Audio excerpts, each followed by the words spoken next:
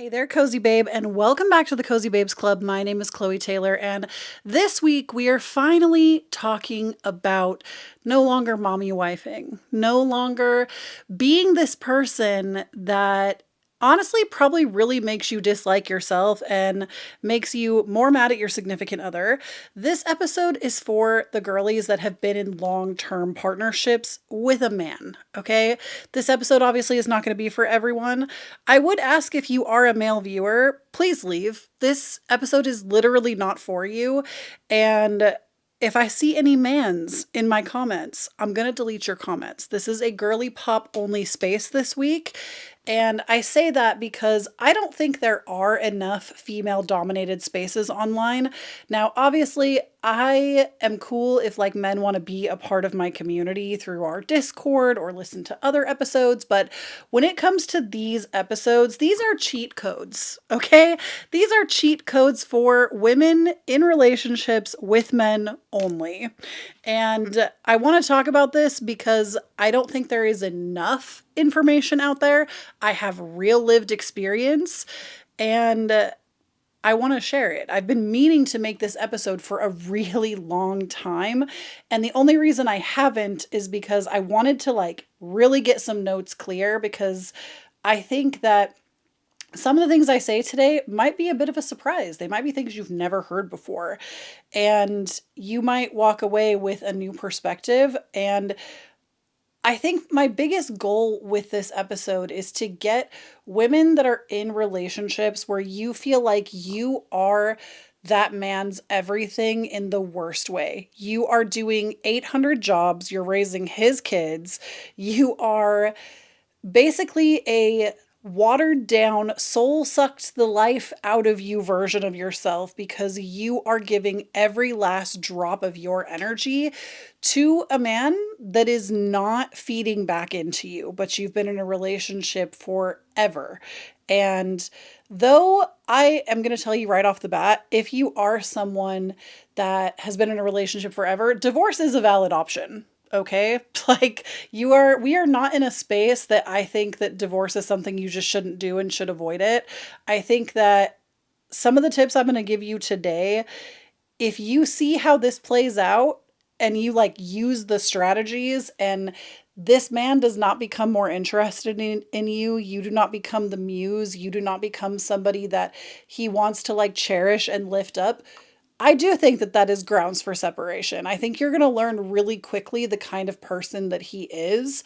And I think that I just need to say that in the beginning. Like, I also think that divorce is not the worst thing. I think a lot of women like save themselves when they decide to do that. I think separation is normal. We are one of like the fewest, one of the few animals in the animal kingdom that we just decided that we should all be monogamous. And I don't think that that is entirely true. I don't think that it's one penguin for the rest of your life.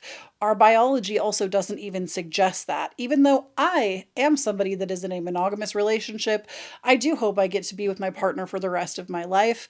Um, if it ever came to a point where we could not meet our needs together in the relationship anymore, we would simply separate and move on. The reason I'm saying this is I do think that we are getting better in society with that outdated belief of like divorce is the worst thing you can do and becoming a statistic is so terrible. It's not. And I'm saying these things because I know there are a lot of women that are going to come across this episode that feel bad and feel like they should stay in a relationship for one reason or another.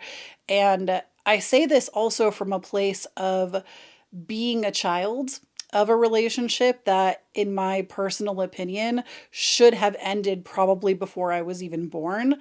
And I know the lasting effects on the people that love you, that are close to you. I know the effects that it takes a on a family system when you choose to grin and bear it and stay when maybe you shouldn't have. So, obviously, that's a lot to contend with. That's a lot of information. That's a lot to think about. We're not talking about divorce today. We are talking about if you are someone that is in a relationship with a man, you are in a hetero relationship, you are the woman in the relationship. And the reason I'm being so specific, and this is not an open conversation for everyone, is that I really want to share my experience throughout this. And I am a woman in a relationship with a man. I do think that our dynamic works the way that it works because of that. Do I think that some of these things maybe could extend? For sure. I do think also that it comes down to the energy you exude to some extent. Like, you could be a man and be the feminine in the relationship. You could be the woman in a relationship and be the man. Like, it's not about gender. I feel like it is about the energy you bring to the table, but I have no experience with female female relationships or male male relationships because I'm not in them. So, this is not me trying to not be as inclusive as I can. It's that from my own experience and the things that I'm going to talk to you about today, I literally don't have that experience.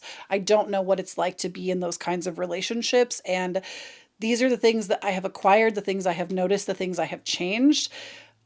And like I said, I ultimately just want my girly pops that are out there that are with some woman's dusty son that you still want to try in the relationship. You still see the merit of the relationship and you want to you want to try to still make it work.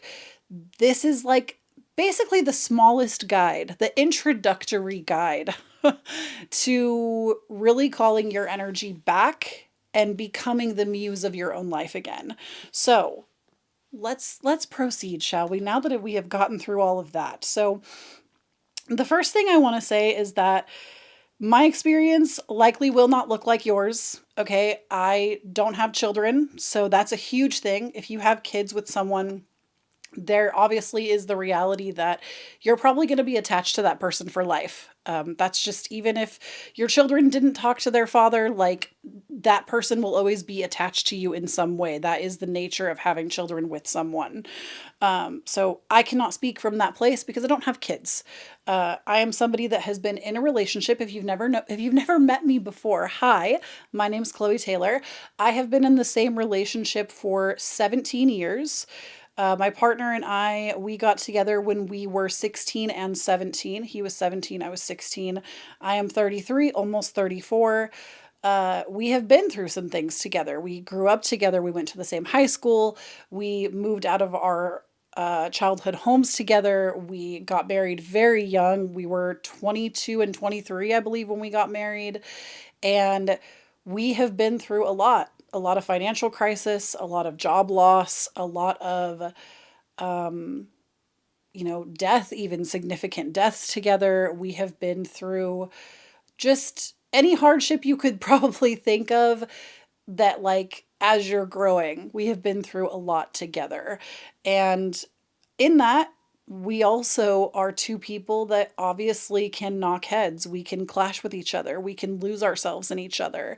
And I want to speak more to my side of things today.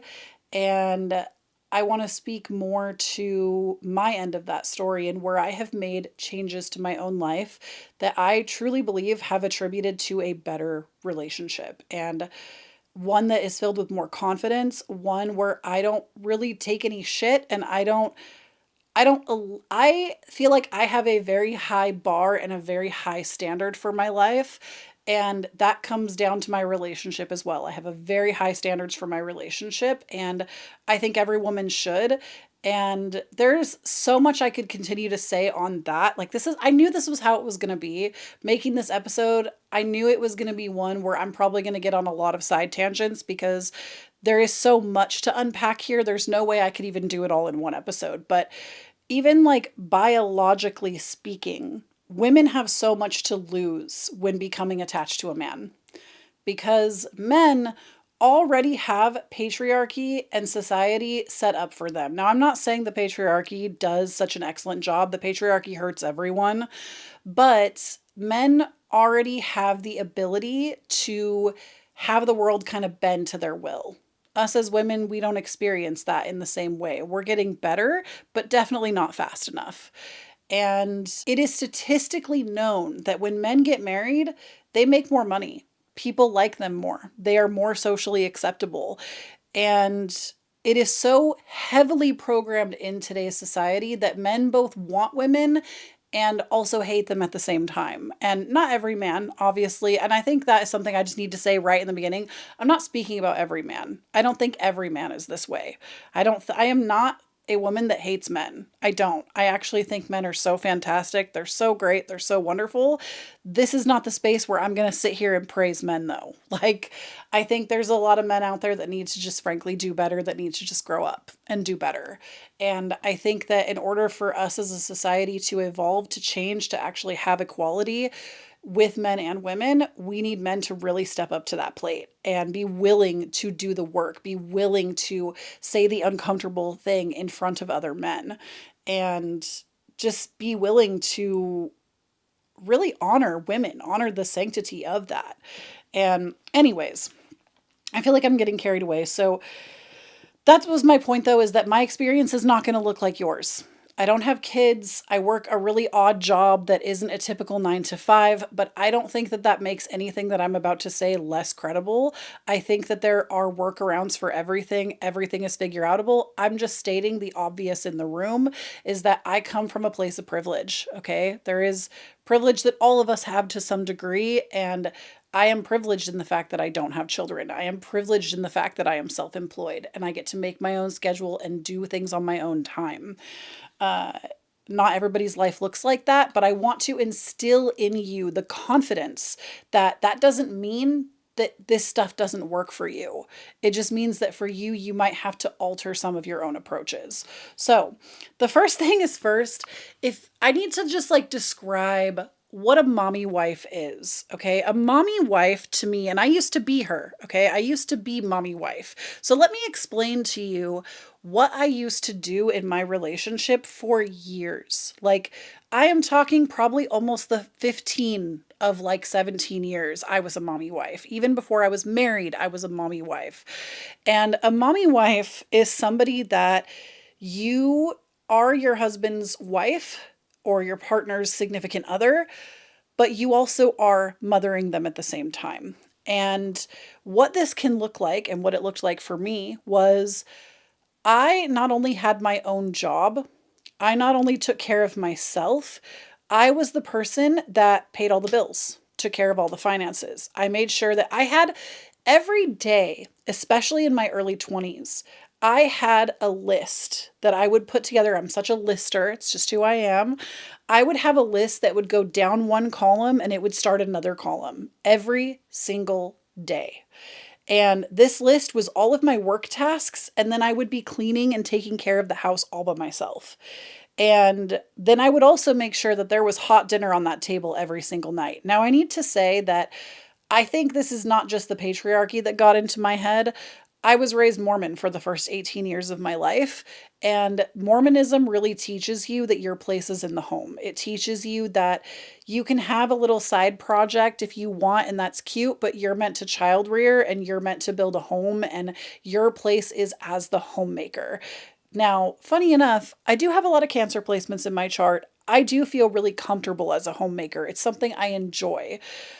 But I don't think that every woman's place is in the home. I don't think every woman's place is rearing children. I don't think the woman's place is wherever she wants it to be, period. And that being said, even though I might find some of those roles to be more comfortable for myself, I'm never going to stop fighting for your right to choose as a woman where you want to be. And I think that ultimately like encapsulates what feminism really is that it's not us saying women have to be this way or that way. It's women can be however they choose to be, period. So wherever they choose to be, however they choose to be, and whatever that looks like for them with like equality, right? This to me was mommy wifing. It was also whenever Mother's Day rolled around, I was reminding my husband to call his mom. I was reminding him to write a card. I was the one picking out the gifts.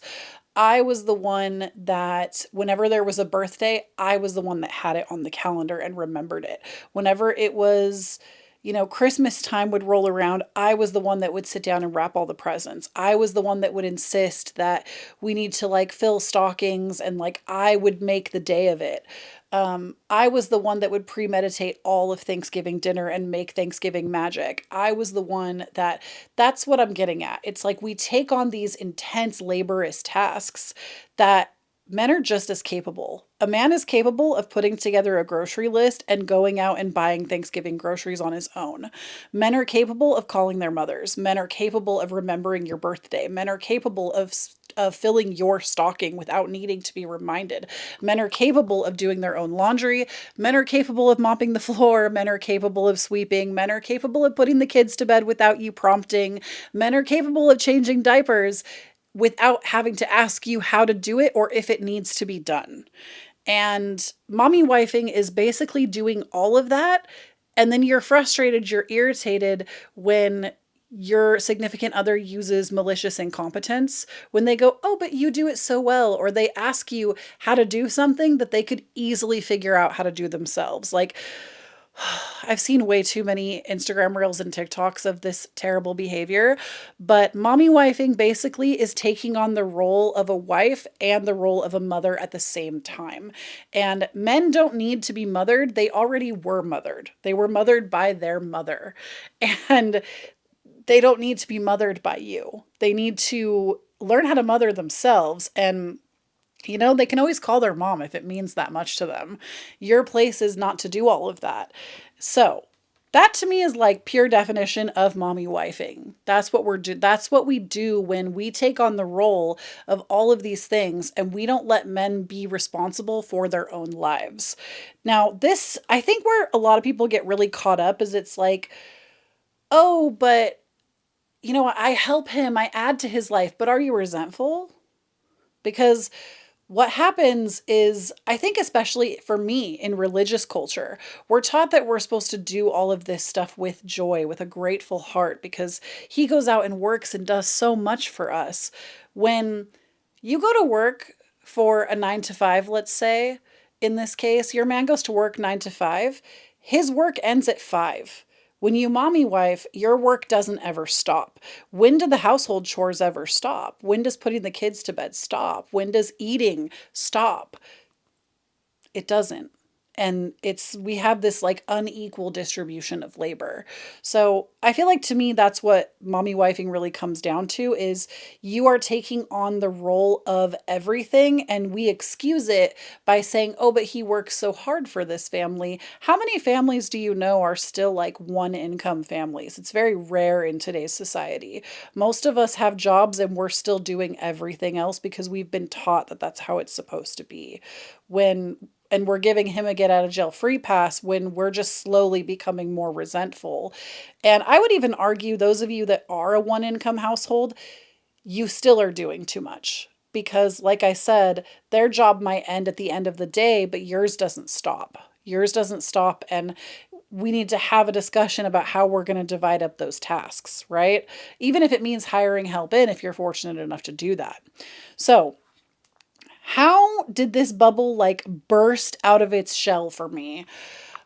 It was February of 2022. My significant other and I, without going into too much detail because it is private, we had like the fight of all fights where I realized for the first time in my life that I was doing way too much and I was expecting so little in return, and that return wasn't being met at the time. And again, I'm not going to go into specifics because me and my significant other have really worked on this. And I actually think for the first time in 3 years, we're in like a very good place. We are really like the relationship feels equitable and things like feel good. We feel like we really made it through that storm. And I feel like the ways that I have shifted myself to not mold myself to this person, because it's also codependency. When you are doing things and you're molding yourself to another person, to their routines, to how they operate, everything they need, it's codependency. And it feels comfortable because it might be all you've ever known.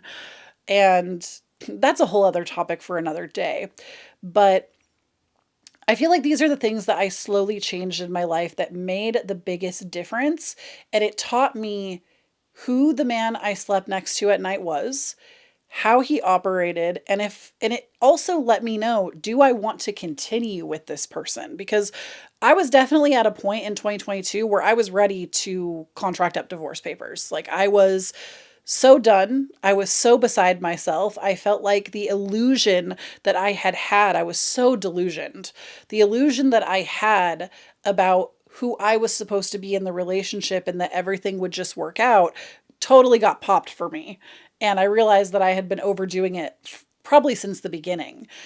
And this is kind of how I slowly walked it all back. So the first thing I'm going to advise you on in your relationship, and these are not in any kind of particular order, is you need to do your own shit, is number one. If your entire life revolves around them, that's where you need to start. You need to have your own shit. And this is not going to be easy. I'm not giving you tips today that are going to be, oh, I did this once and now everything is fixed. These are things like get out your notepad right now. These are things that it has taken me 3 years to implement these changes. So, and I'm not perfect at them. I still have to work at these things today, but I am so much more self aware and I am so much more in love with myself. And I don't feel all the time like my self worth is tied to this other person. So, you have to have your own shit.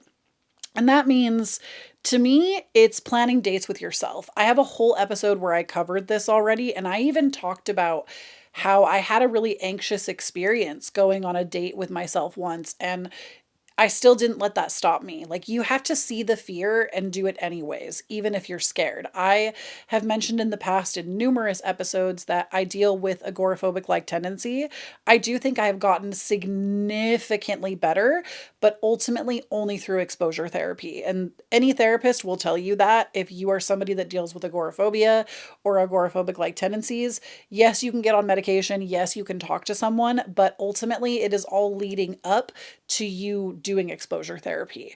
So, like, you have to actually slowly start leaving the house to actually get better.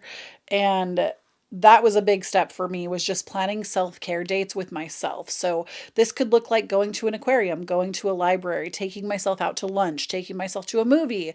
The rule of thumb to me is you have to pick things that you would actually like. And if you don't know what you like, this is a great opportunity for you to learn what you might like. And planning care tasks would be another thing to me, is like planning, even if you're not ready to like get up and leave the house and you maybe have more of a budget that you're working in. This to me can look like planning a pedicure night, right? Doing your own pedicure at home, but like setting a date and a time and sticking to it. Um I would also encourage, if you're like, I can't leave, I have kids, find a sitter. It's time to find a sitter, even if it's just for a couple of hours. And don't be telling him everything, okay? Lisa, this is where you get it all wrong. And I am the queen of this, okay? I'm a yapper girl through and through. I have a Gemini moon and an Aries Mercury. I love to talk. Talking is my greatest gift in all of my astrology charts and my human design chart. Speaking and talking and having a way of conversing is my greatest gift. So I can talk to anyone. I love to talk to everyone. It is one of my favorite things in the world to do. It is the one thing that I could do forever and ever. And the thing is, that man doesn't need to know everything. You don't need to tell him about the hangnail you got. You don't need to tell him about how you wax your eyebrows. You don't need to tell him about the lipstick shades you're thinking about. You don't need to tell him the clothes you're thinking about buying. You don't need to tell him every little, like, you don't need to tell him everything. You do not need to tell him everything. And I feel like this really is more in line with having your own shit. Like, when you have your own plans, your own dates, your own things that you're doing, you don't need to tell him about everything. It doesn't mean that you're keeping secrets or keeping things from him. If he asked, like, you can divulge some information, but like, if he's not asking, you don't need to tell him every little thought that pops through your mind. Keep some shit for yourself.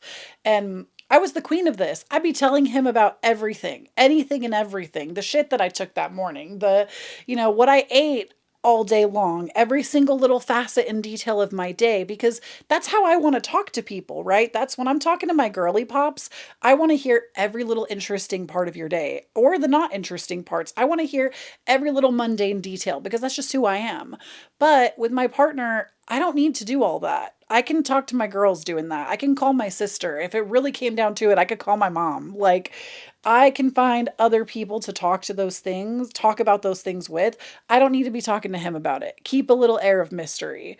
And I really feel like having your own thing is step number one.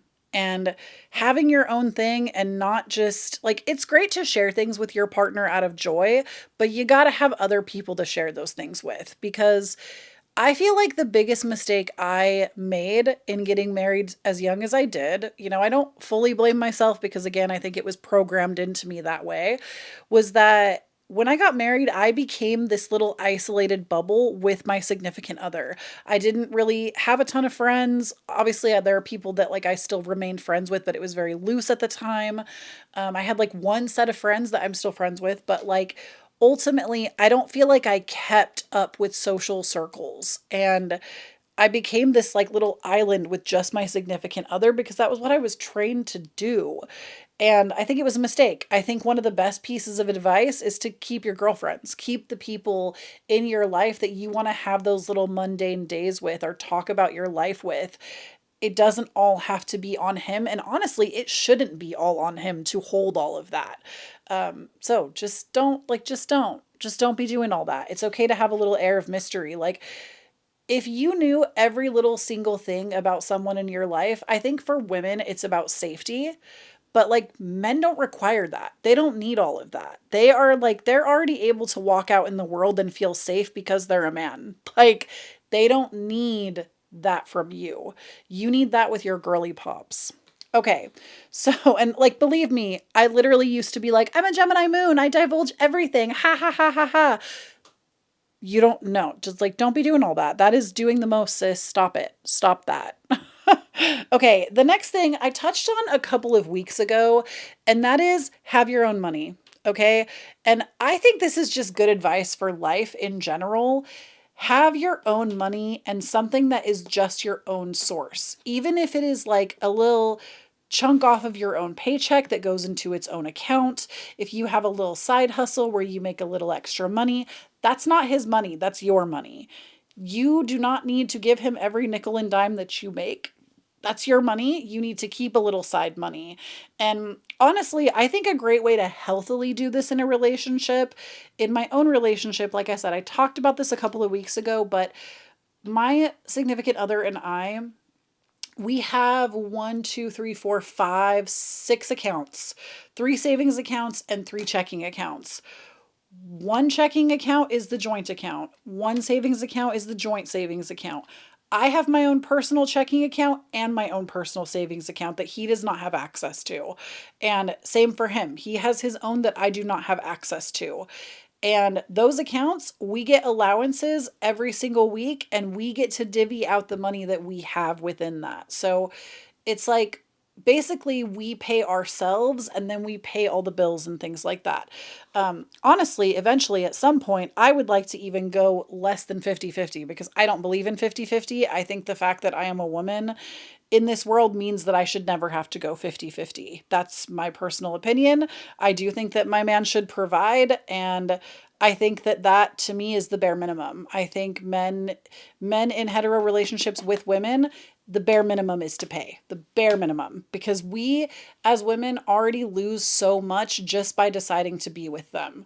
And I don't mean that in a man-hating kind of way. I mean that in a how do I even explain this? We already lose so much by choosing to be with men because, like I've stated before, men, when they are with women, they live longer. They literally get like a pass with other men for having a wife. And they also statistically make more money, live longer, where women, it's the opposite. When we are married, we're off the market. Men treat us differently. We make less money and we die younger. Like facts. Just facts, facts, facts, facts across the board. We become this like, and we become off the market and the patriarchy immediately treats us all differently. So we already stand to lose so much that like, to me, the baseline is that men should pay, period. And the pay, like, oh, this is such a bigger conversation, but like the word gold digger, is literally a word designed by the patriarchy just to make fun of women that are like, yeah, you should pay. Like, yes, you should pay. Yes, you should pay. Use that word. Be a gold digger because you already lose so much, anyways, just being attached to a man. Literally. So much for you already goes down. The least he can do is pay. And like men like to make fun of women that are like that, but also like, I think it says a lot that some men are like, yeah, let me pay, when you already know that you're messing with a boy if he has that kind of opinion. He should bring you the food and the table, not be asking if you should split the bill. I'm also of the mind that when you have a little extra money that's just put away, you walk differently. It's different when you are somebody that has experienced, as I have, having no money, having your account in the negative. When you have your own money that you manage that's completely yours, it changes the game for you. So, in general, have a little on the side that's just for you, especially if you're in a relationship where everything goes into the same pool. Because I also think it will teach you, and it has in my own relationship very quickly, how each of you are managing money. Because I can tell you right now, I can't speak to my spouse's account. That's because it's none of my business. But I do have a savings that I don't dip into. I have more savings in my personal savings than my joint account does. And ultimately, it's because I'm good with money. I'm good with money. I'm good with money. And I feel like having my finances attached to somebody else for as long as I have, I believed that I was bad with money. I'm not bad with money. I am so good at saving money. I am so good at telling myself no. I am so good at like rewarding myself over a long period of time, or like waiting to reward myself until like something is met or until I have a certain amount saved. I'm really good at that. And I feel like having all of my finances together was not allowing me to show that to myself because both of us were constantly pulling out of it. And that's not me stating that I think my spouse is bad with money. I think that it's easy when you have a joint account to just kind of blame everything on each person that isn't you. And when you're the only person dipping into your own account, it gives you the freedom to see how you behave around money. And money is one of those like big convoluted topics. I think it honestly is something that in my own life, I'll speak to myself, money is something that I watched my own parents tear each other apart over it. And so I have a lot of fear when it comes to money that I'm still very much working through right now. But in my relationship, adding these changes in has made a world of difference. It's taught us both things about money and managing money that we previously did not have. And also, we're working with natural light today. So if you're watching the video and the it looks crazy. It's like on again, off again, cloudy, and we don't have time, space, or resources to be worrying about that. The clouds are clouding today. So, just have your own money, okay? It will bring you back to your own sense of protection and not also having to rely on that being outside of you.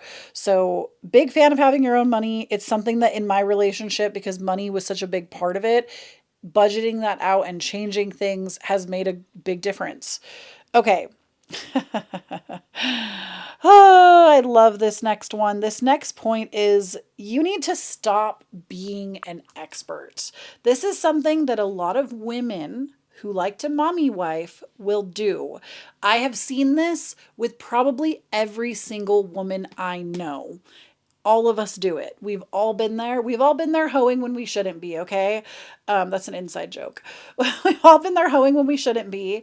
And I, to this day, have to like stop myself and catch myself because I used to be this person to the 10th, like the 10th degree. As much as I could be this person, I was this person. So let me explain it to you. When you go about your life and think that you are the expert in everything, and you might be thinking, Kloee, I'm not an expert in anything. What are you talking about? Do you go up behind your spouse or your significant other after they've cleaned something and re-clean it? That's probably the biggest one that I see. Do you go up behind them when they're trying to do laundry and help you out and insist that it should be done this way? Do you look at the way that they vacuum the floor and insist that it's wrong? Do you tell them how to drive? Do you tell them, like, this is Mommy wifing to the 10th degree. It is pretending that you are the expert and you're the one that knows how only in the relationship. And this is the shit that breeds resentment. This is the shittiest shit right here. If this is like the one piece of advice out of this episode that I'm like, this is gold, okay? You have to stop pretending that you are the expert. Don't be an expert on the baby. Don't be an expert on the dishes. Don't be an expert on the laundry. Don't be an expert on the lawn. Don't be an expert on the pool. Don't be an expert on grocery shopping. Don't be an expert. Do not be the expert. Tell yourself right now, my new motto is to be an expert in nothing. Because the moment you say that you're the expert, you're the only one that knows how, you should have married your fucking self. You should be in a relationship with yourself.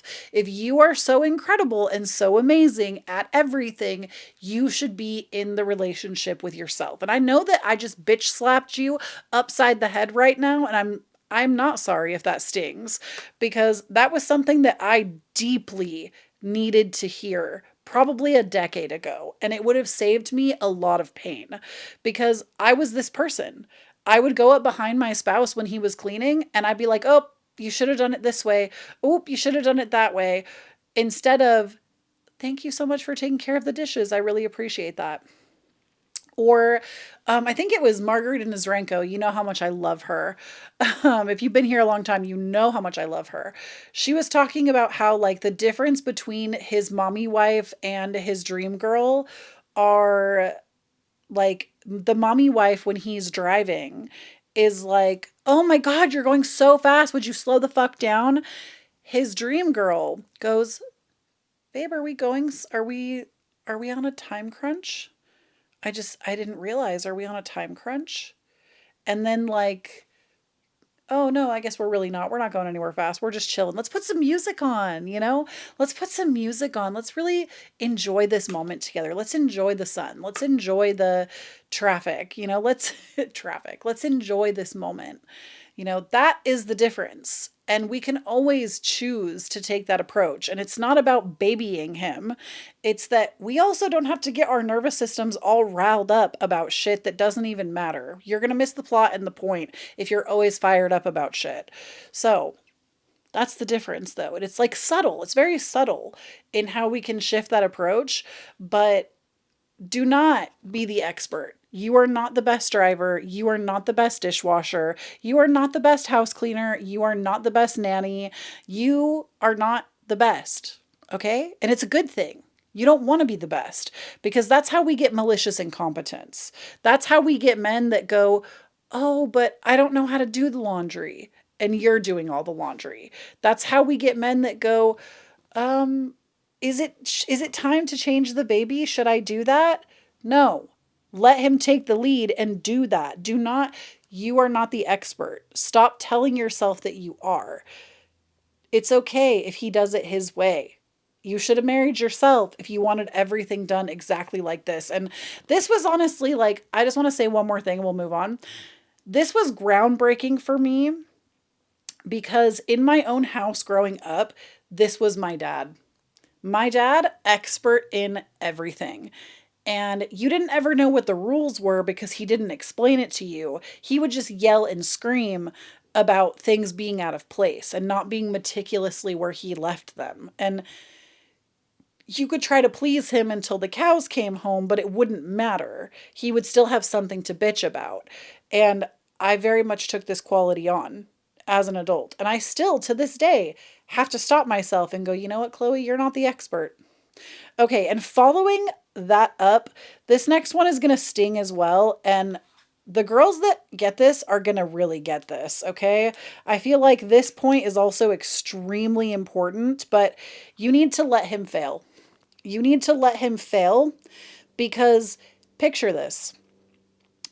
You are making a mistake and somebody comes along and goes, oh, no, no, no, no, no, no, no, no, not like that. The expert comes along and goes, oh, no, no, no, no, no, not like that, like this. And then they go, oh, they seem to really have it together. Like they can handle that, right? That's how we get experts, how we become experts that we shouldn't ever be. But here's the thing. In your life, when you have made a mistake, when you have gotten embarrassed, felt some shame, did something that really messed you up. Did you do it again? Did you do it again?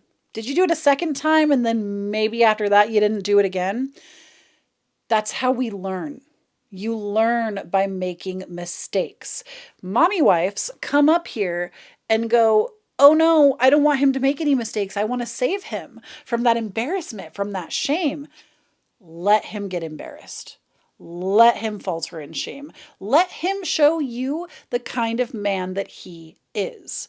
Because, and like, let me give you some examples, okay? So, for example, Mother's Day is coming up, okay? Mother's Day has already happened by the time you see this, but let's say Mother's Day is coming up. Normally, you would buy a card and you would get the gift, okay? You would do it all. Stop. Don't do it.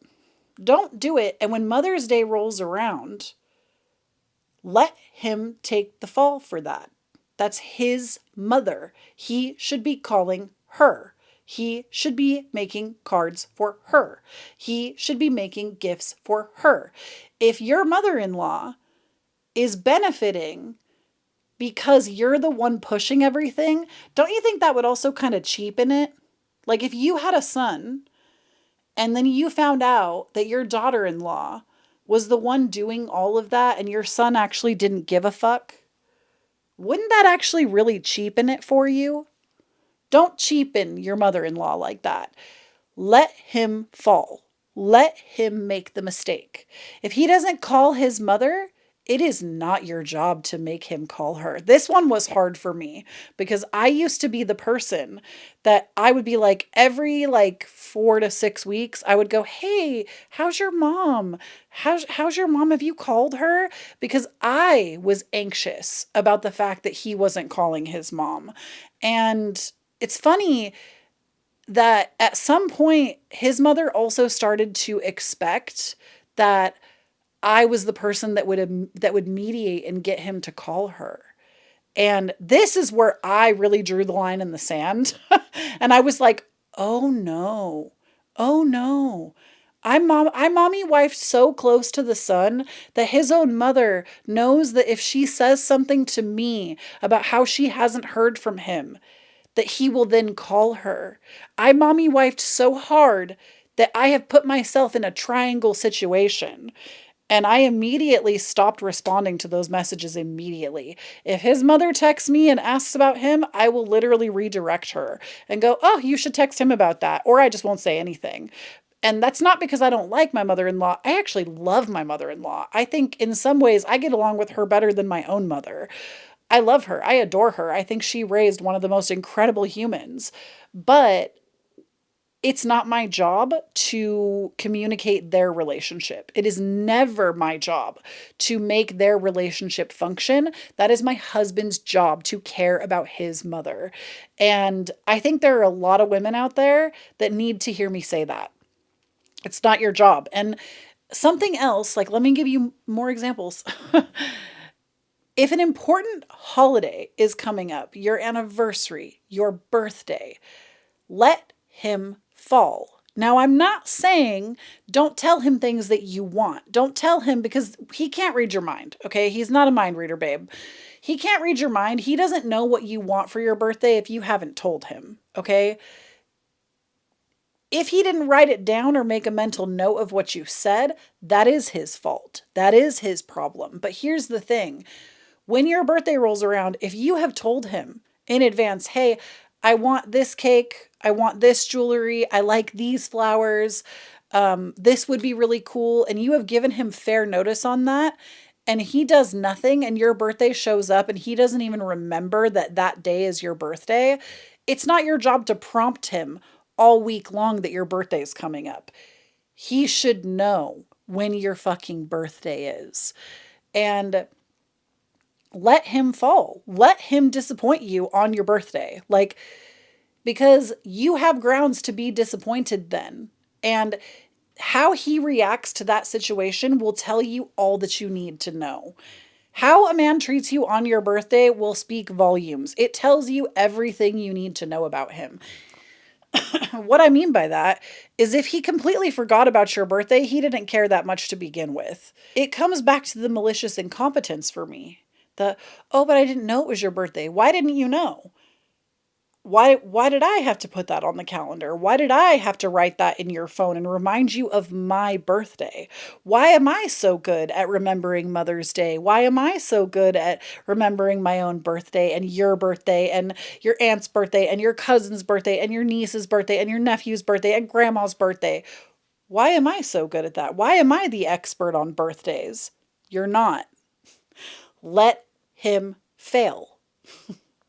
And if it's your anniversary, that doesn't mean you're going to be pissed off and not get him an anniversary gift. It means you show up to that anniversary with that gift and you let him feel bad. Like, let him feel bad about the mistakes that he made because he won't do it again. And if he does it again, it tells you all you need to know.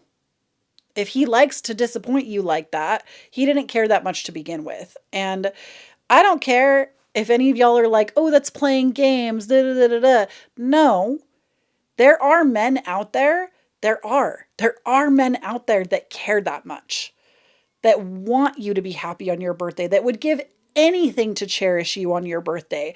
There are men out there that would love to spend that kind of time, attention, and money on you. And if they give you every excuse in the book as to why they can't do that, you're kidding yourself, especially if you've expressed that it's important to you. Now, obviously, there's like nuance with everything and shit.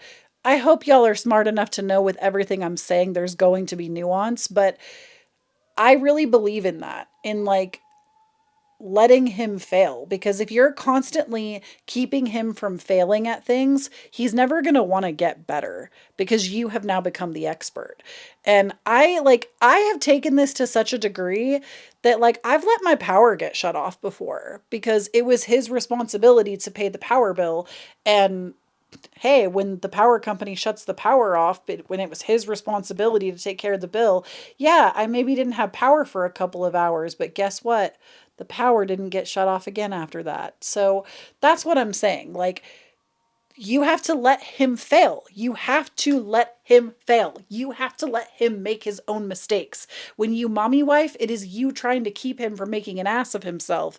Let him make an ass of himself because it is in that moment of embarrassment and shame, you will learn everything you need to know. If he is apologetic and wants to make it better, if he makes a note now to never let that happen again, you will know how much energy that he is willing to pour into you. That will teach you faster about a relationship than anything else will. It will teach you exactly where you stand.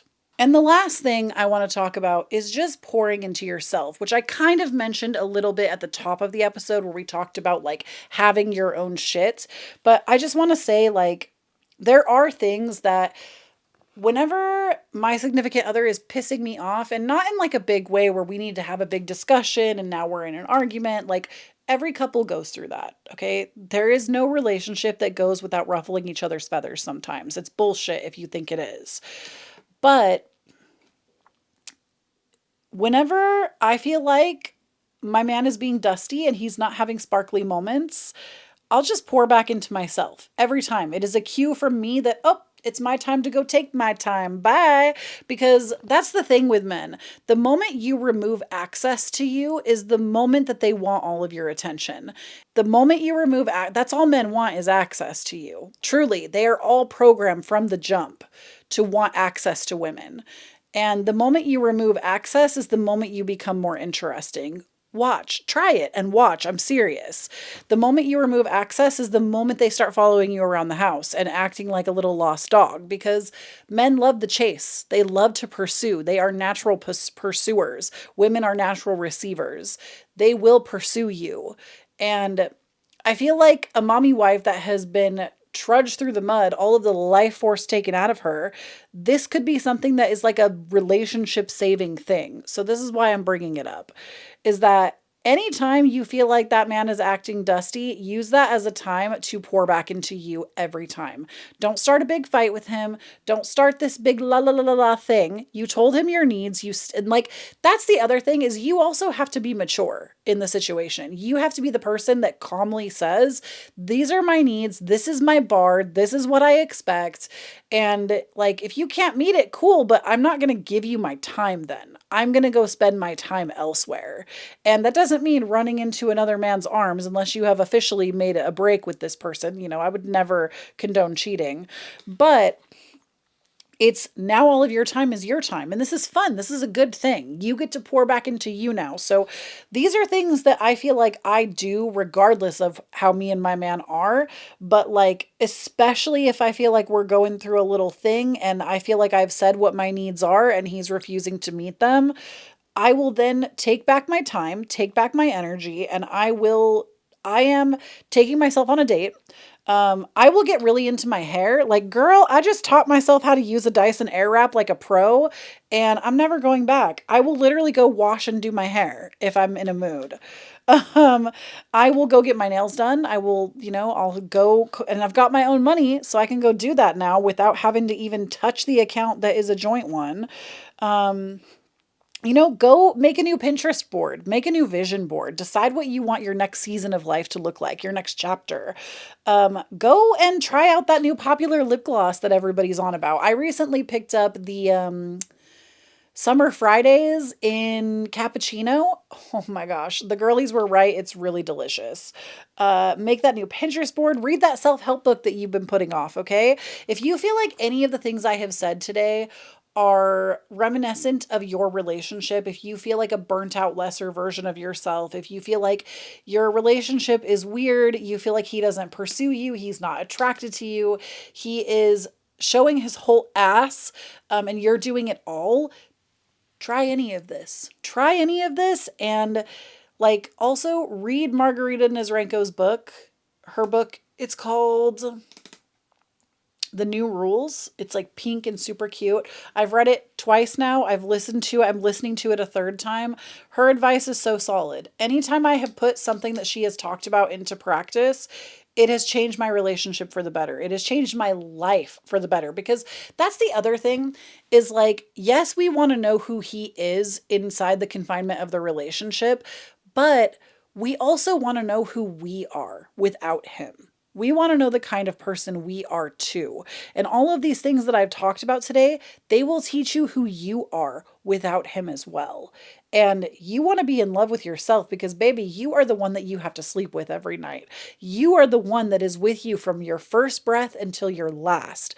And deciding that you're going to fall in love with that version of you, with who you are right now in the moment, and not let this man drain all the life force and essence out of you, that's going to be step number one. So get back in touch with yourself. Take any of these tips, try something out, and see if it doesn't help. Okay. Let me know if you want more episodes like this. I feel like I have a lot of like relationship hot takes because, again, I've been in a relationship for 17 years and I feel like my relationship actually is in a really good place right now. It has been for a little while and we've been through some shit, okay? And I've had to relearn myself because I used to be a little codependent, mommy wifing people pleaser, and now I'm not. I have standards for my life. I expect my relationship to nurture me in a way, and it does. And I feel like through changing my approach and changing my energy and changing how I behave in the relationship, it actually provided the correct results that I was looking for. So this to me is like the tip of the iceberg. So if you want to hear more hot takes like this one, let me know. And like, seriously, that is the best thing you can do for this podcast, is if you enjoyed this and you're like, please more like this, comment, leave a review, leave a rating, share the episode with somebody that is in a relationship with a dusty man that you need to change. Like, you're like, please, girl, you are in it with the dusty. Stop. Send this to your girlfriend that really needs to hear it, because that would signal to me that this episode needs another one. So let me know down below how you're feeling about it. If you're on Spotify, you can leave a little comment. If you're on YouTube, you can leave a comment. If you're anywhere else, you can leave a rating or a review. And is there anything else? Oh, obviously check out all of my stuff. I have multiple courses on my website. I recently opened tarot readings again and astrology readings. If you're looking to book a reading with me, you can do so at kloetaylor.com under the shop tab. If you're looking for a course, it's under the courses tab. And join my Patreon. That really supports the podcast probably the most, and you get a bunch of content for joining. It's like, I want to say we're at like 500 posts now, and you unlock master classes, vlogs, you unlock astrology reports, extra tarot readings. My Patreon is lit. Okay. I literally put out new content every single month over there, and I have for years. So there's a lot of content to see if you want to see it. And if you want to follow me anywhere around the web, I am at Kloee Taylor everywhere. And thank you so much for joining me. Do not forget to follow your plan and not your mood. I'll talk to you next week. Bye.